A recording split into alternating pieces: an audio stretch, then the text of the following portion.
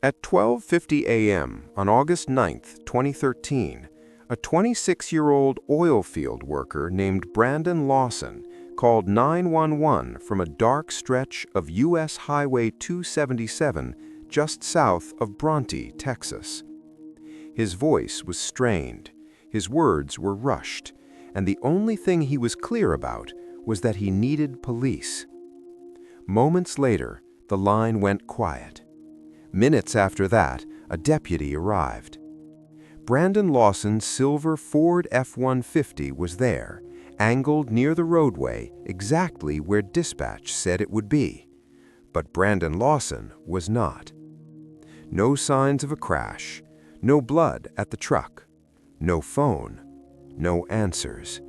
Just an empty highway, a running clock, and a call for help that would never be explained. Because here's what makes this harder to understand. Before that deputy arrived, Brandon had already told someone else what was happening. He told his brother, Kyle Lawson, that people were after him, that he was running, that he was scared.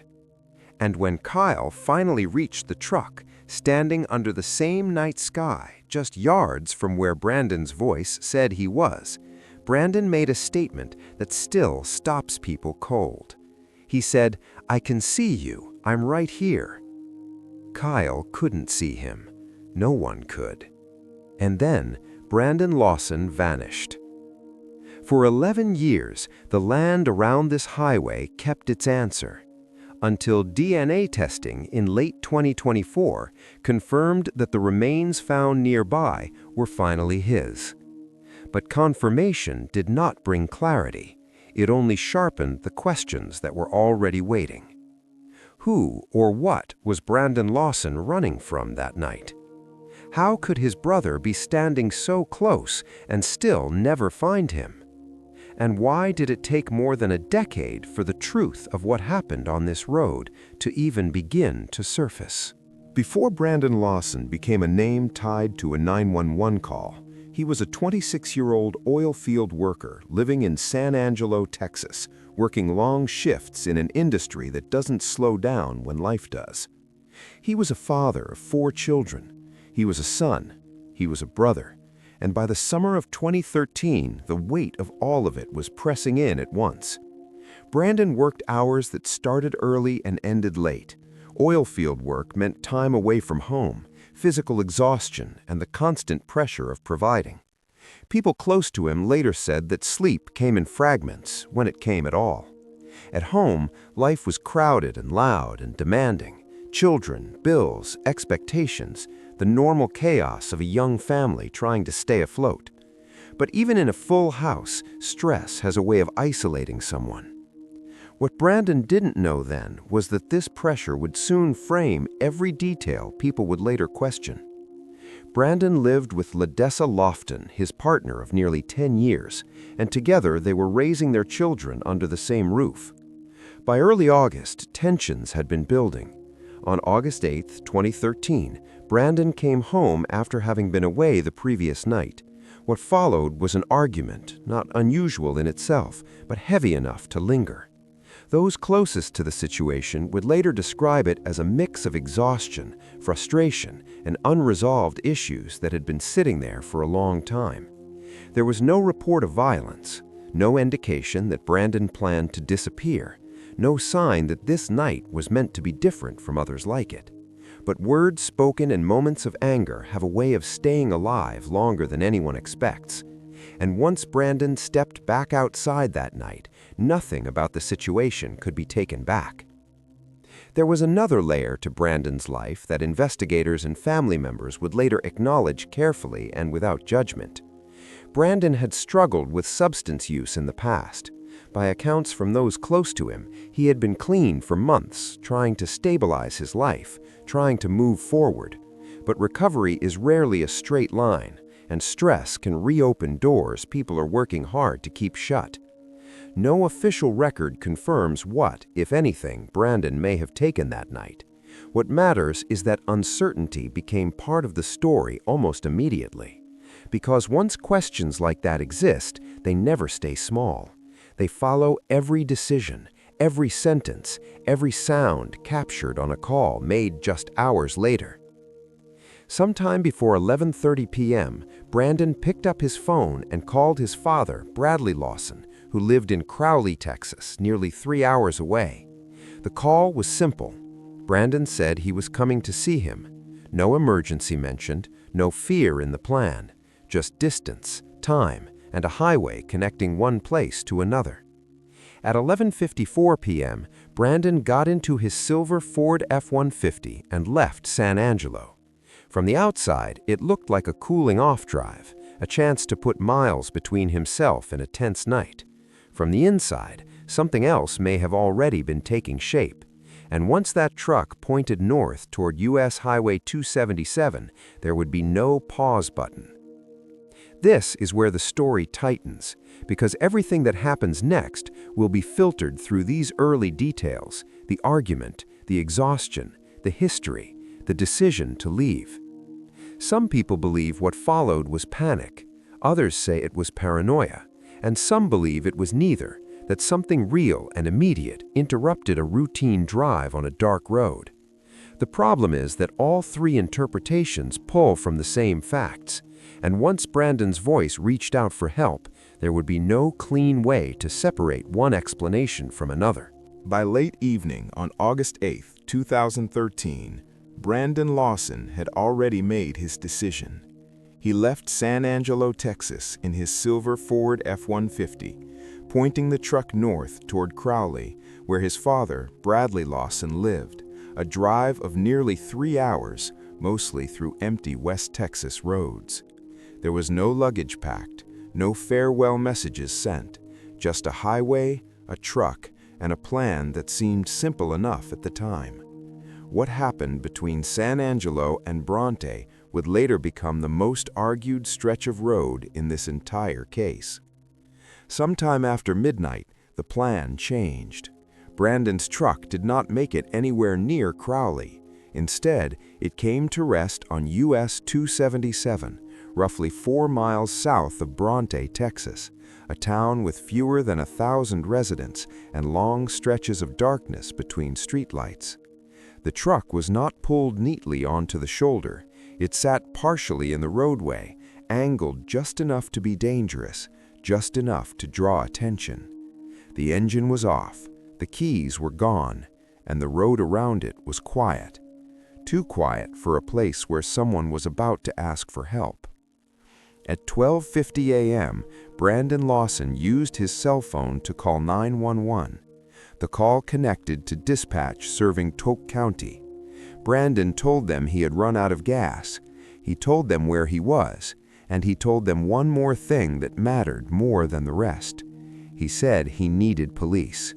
There was urgency in his voice, but before dispatch could fully piece together what was happening, the call ended. Whatever was unfolding in those moments did not wait for clarification. Within minutes, authorities responded. A Polk County deputy was sent to the location Brandon described. When law enforcement arrived on US 277, they found the truck exactly where it had been reported. But Brandon Lawson was not there. He was not sitting inside. He was not walking along the road. He was not calling out from the nearby fields. There were no clear signs pointing in any direction, no trail to follow, no clear indication of where he went next, just a truck that should have had a driver, and a driver who had just asked for help. This is the moment where the case shifts, because if Brandon Lawson wanted police and said so clearly enough to call 911, then why wasn't he there when they arrived? Did he leave the road willingly? Did he believe staying put was unsafe? Or did something force him away from the only visible place help knew to look? The distance between that phone call and the empty roadside was measured in minutes, but the answers hidden inside that gap would stretch for years. From this point forward, every detail becomes heavier. The truck's location, the timestamps, the silence between calls. Each one locks into place like a marker on a map, clear on its own, confusing when viewed together. and the longer Brandon Lawson remained unseen, the harder it became to tell whether the danger had already passed or was still close enough to matter. At 12:50 a.m., Brandon Lawson made a decision that should have changed everything. Standing somewhere along U.S. Highway 277, roughly 4 miles south of Bronte, Brandon called 911 and asked for help. Not a tow truck, not a family member, police. That detail matters, because when people later listen to the call, it's easy to focus on how his words sound, broken, rushed, sometimes hard to follow, and forget what he was actually doing in that moment. He was reaching out to emergency services, he was giving his location, and he was asking for law enforcement to come to him. That is not a casual call.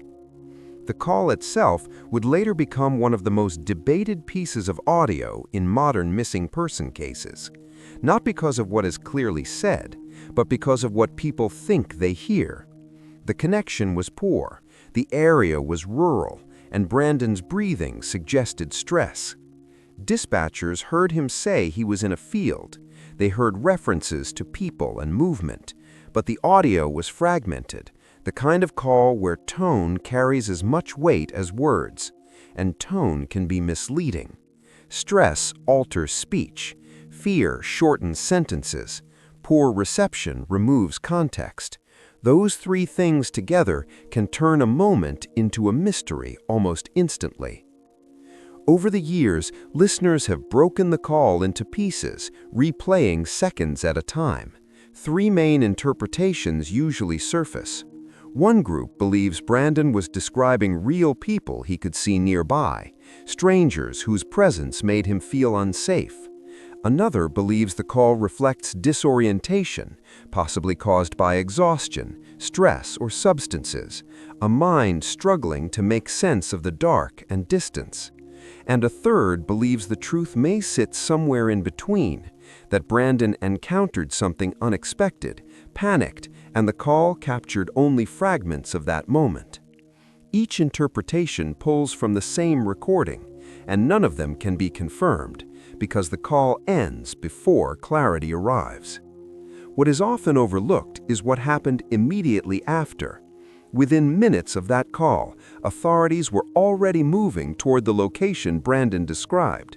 This wasn't a delayed response. Law enforcement arrived quickly enough that in normal circumstances, the person who placed the call should have still been nearby. But Brandon Lawson wasn't. And whatever he experienced during that call did not end with him waiting beside his truck.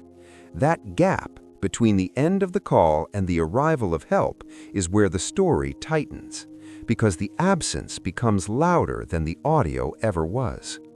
This is where restraint matters, because it's tempting to turn the 911 call into a puzzle that demands a single answer, but the truth is simpler and harder.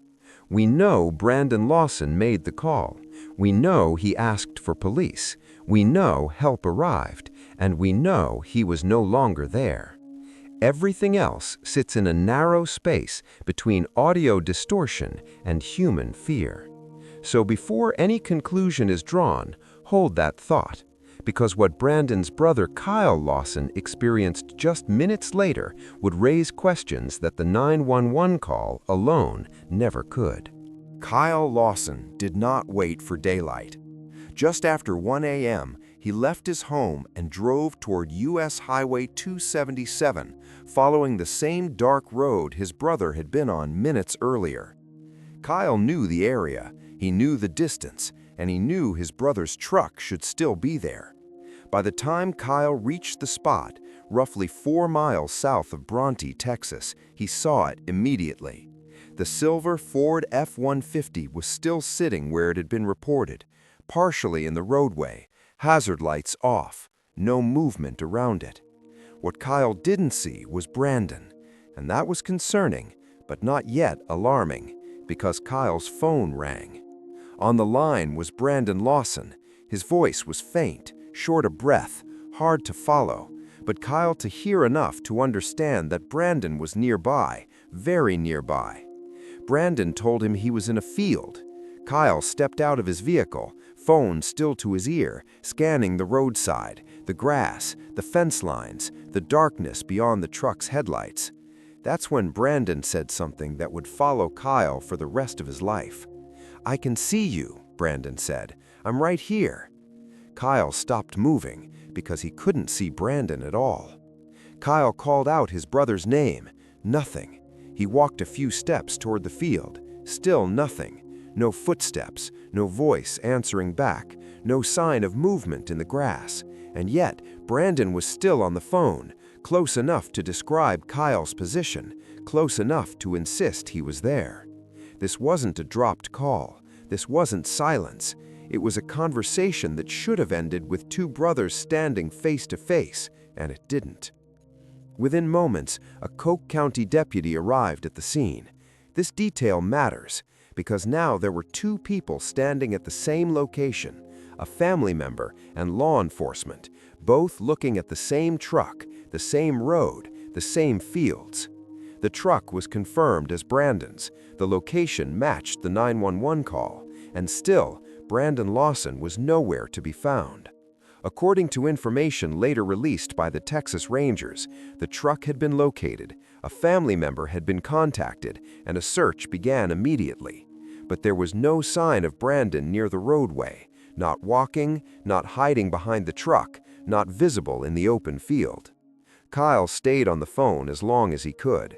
Brandon's voice faded in and out. At one point, Brandon said he was bleeding. Another moment passed, then the line went dead. Kyle stood there, phone in hand, staring into a field where his brother insisted he was standing. The deputy searched the immediate area. Nothing. No clear path, no clear direction, no explanation that fit the moment. Eventually, Kyle made a decision he would later question endlessly.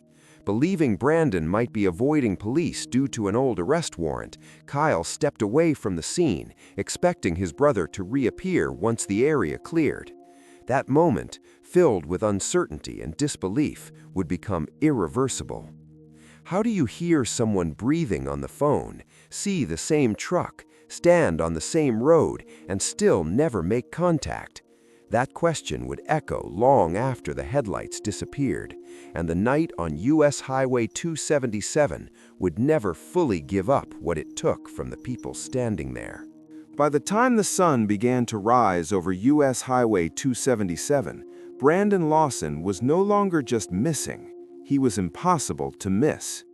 The truck had been found, the last calls had been logged, the location was fixed to a narrow stretch of road 4 miles south of Bronte, Texas, and yet there was still no sign of him. Law enforcement began searching the area surrounding the truck almost immediately. Deputies checked the roadside, the fence lines, the open fields that stretched away from the highway in every direction. Nothing. No clear footprints, no discarded clothing, no obvious direction of travel. At first, the assumption was simple. Brandon couldn't have gone far. But distance behaves differently at night. Search efforts expanded as the hours passed. According to information later confirmed by the Texas Department of Public Safety, officers canvassed the immediate area and continued to look for signs that Brandon had walked away from the road. They searched outward from the truck, not just feet, but hundreds of yards, then farther. The land offered no guidance. This part of Coke County is wide, open, and unforgiving. Minimal cover, few landmarks, distances that look short but aren't. A person can disappear into it without leaving a trace. And that realization shifted the mood from concern to dread. As word spread, family members, friends, and local volunteers joined the effort. They walked the same ground. They called Brandon's name into the wind. They scanned the land for anything that didn't belong, a shoe, a phone, a mark in the dirt. Hours became days. Days turned into organized searches, returning again and again to the same location because there was nowhere else to start. Every search ended the same way. Empty hands, more questions, and a growing sense that whatever happened to Brandon Lawson did not leave a clean trail behind it. The terrain itself became part of the problem. In August, temperatures climb quickly after sunrise. Shade is rare. Water sources are scarce. If Brandon had been injured, exposure alone could have made every minute matter. But if he had been moving deliberately, avoiding roads, avoiding visibility, the land would have worked in his favor. That uncertainty split the case wide open, because at this point, the story divided into 3 lanes. Lane 1, Brandon left the road and succumbed to the environment, injury, exhaustion, or heat taking over where the dark left off. The problem, repeated searches found nothing. Lane 2, Brandon encountered another person and was led or forced away from the area. The problem, no evidence, no witnesses, no confirmed confrontation. Lane 3, Brandon disappeared intentionally, avoiding help and visibility. The problem, his 911 call, his brother's presence, and a truck left in plain sight. Each lane explained something, and each lane failed to explain everything. As the searches continued and produced nothing, the escalation became undeniable. What began as a missing driver turned into a man who should have been found but wasn't. Not near the truck, not along the road, not in the surrounding land. The absence itself became the loudest detail.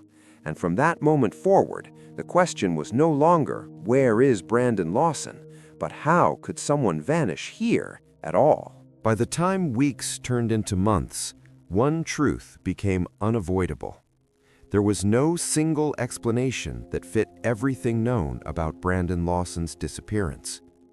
The facts were solid, the timeline was narrow, the location was fixed to a specific stretch of U.S. Highway 277 about 4 miles south of Bronte, Texas, shortly after 12:50 a.m. on August 9, 2013. And yet, every explanation people offered seemed to leave something important behind. At this point, the case split into 3 lanes.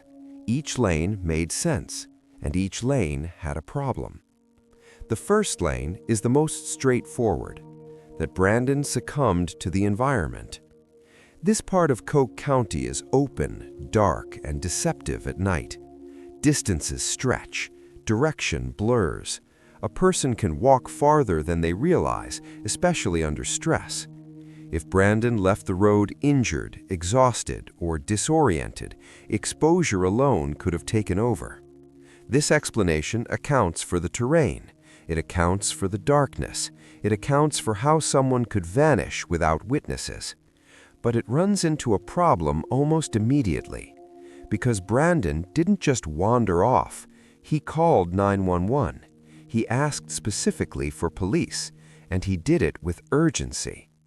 If the danger was simply the land, why ask for law enforcement at all? The second lane is harder to discuss, but impossible to ignore. Foul play. This theory often traces back to Brandon's own words, statements he made to his brother Kyle Lawson earlier that night about being chased and his urgent call for police. Family members have never hidden their belief that Brandon may have encountered another person on that road, someone he didn't trust, someone he feared, someone who changed the course of that night. This explanation fits the urgency. It fits the fear in his voice. It fits the sudden absence. But here is where the facts refuse to cooperate. There has been no publicly released cause of death, no confirmed evidence of an assault, no named suspects, no official statement that Brandon Lawson was the victim of a crime. Without that, this lane remains unanswered, powerful but unproven. The third lane focuses inward, that Brandon was experiencing panic, impairment, or misperception. It's a theory shaped by known stressors, long work hours, relationship tension, and a past struggle with substances that some believe may have resurfaced. This explanation accounts for the fragmented 911 call. It accounts for the confusion. It accounts for why his words didn't always line up cleanly. But it carries its own weight, because panic alone does not erase a person. It doesn't explain how Brandon could speak to his brother from nearby and never appear. It doesn't explain how repeated searches found nothing close to the road, and it doesn't explain why he never made contact again. Fear can move someone, but disappearance without trace requires more than fear by itself. So the case remains suspended between these three explanations: environment, encounter, state of mind. Each one explains part of what happened, and each one collapses under a detail it cannot carry. That's what keeps this case alive, because no matter which lane you choose, something important doesn't fit. And that missing piece is where the silence keeps growing. For nearly 9 years, the ground around U.S. Highway 277 gave nothing back. Searches came and went. Tips dried up. The land stayed quiet. Then, in February of 2022, that silence broke. Not with an announcement from law enforcement, but with a message from Brandon Lawson's family. A small search effort had returned to the area near where Brandon's truck was last found, just south of Bronte, Texas, in the same wide stretch of land that had already been searched before. This time, something was different. They found clothing that matched what Brandon Lawson was last known to be wearing the night he disappeared. The location mattered. This wasn't hundreds of miles away. It wasn't in another county. The clothing was found near his last known location, close enough to reopen every question people thought had already been asked. Once the clothing was reported, the Texas Rangers were notified. They returned to the area, and what began as a recovery effort quickly became something heavier. During their search, human remains were discovered nearby. The land that had kept its distance for years had finally given something back, but it did not give answers. At that moment, the story reached a turning point, but not the one people expected, because the discovery of remains did not immediately mean resolution. There were no public confirmations, no names attached, no timeline announced. For nearly 3 years after that discovery, the biggest question wasn't how he died. It was simpler and harder. Was this Brandon? DNA testing takes time, especially when remains have been exposed to the elements for years. The waiting stretched on, month after month, while the family lived in the space between hope and dread. No confirmation meant no closure, but confirmation also meant something else entirely. And so the story paused again, not because it was over, but because the truth was still being asked to prove itself. What made this moment heavier was the realization of what the land had done. For years, the area had been searched by professionals and volunteers, and still, the clothing and remains were not found until much later. That raised questions no one could answer cleanly. Were they missed? Were they moved? Or were they always there, just out of sight, just beyond reach? Each possibility reopened the case in a different way. By the end of 2022, the case had changed, not because it was solved, but because it was no longer empty. Evidence existed now. The silence had been broken, and once the truth began to surface, there was no way to put it back beneath the ground. For nearly 3 years after the remains were found, the truth stayed out of reach. The clothing had raised the question, the search had changed the case, but without confirmation, everything remained suspended. Then, on Christmas Day, December 25, 2024, the silence broke. Not through a press conference, not through law enforcement, but through Brandon Lawson's family. A message appeared online.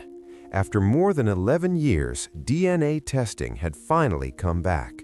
The remains found near U.S. Highway 277, south of Bronte, Texas, had been positively identified as Brandon Lawson.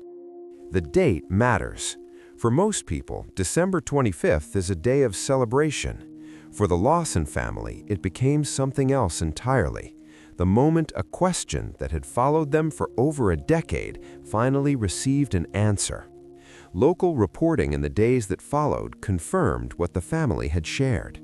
DNA analysis matched the remains to Brandon Mason Lawson, who vanished in the early hours of August 9, 2013, at the age of 26. The missing man from the highway had a name again, but the answer people waited for came with conditions. Because while the identity was finally confirmed, what happened to Brandon Lawson was still not explained. According to reporting at the time, no cause of death was publicly confirmed, no timeline of final moments was released, no official explanation closed the gap between the 911 call and where he was found. The confirmation answered who, it did not answer how, and it did not answer why. For the family, the moment carried weight in every direction. Relief, because Brandon was no longer missing; dread, because confirmation meant acceptance; and disbelief, because after all the searching, the waiting, the unanswered calls, the truth arrived quietly, without explanation. The land had given him back, but it kept its story. What made this moment harder was what it did not resolve.